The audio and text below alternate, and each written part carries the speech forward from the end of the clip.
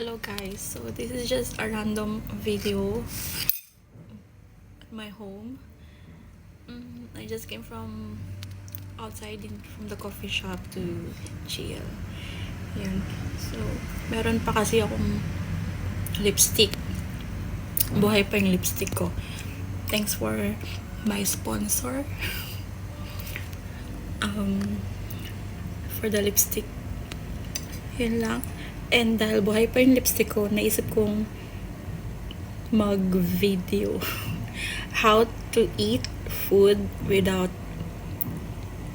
touching or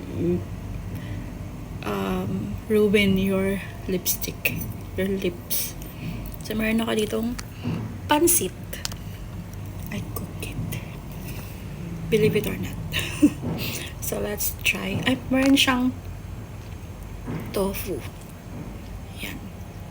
Tsaka chicken. May carrots. And let's try eating food without touching your lips. Touching your lips.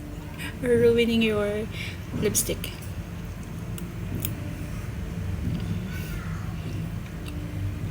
Madali pa siya kasi bubuka lang ang bibig mo.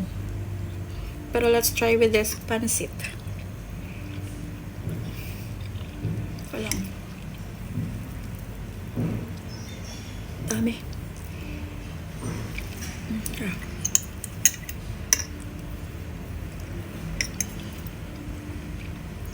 Mahirap naman.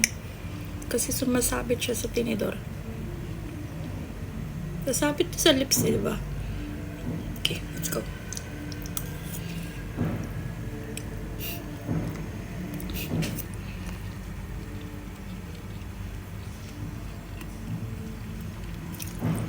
Bye pa din. Tofu ulit. Kailangan ganun yung mukha para hindi siya masira yung lipstick.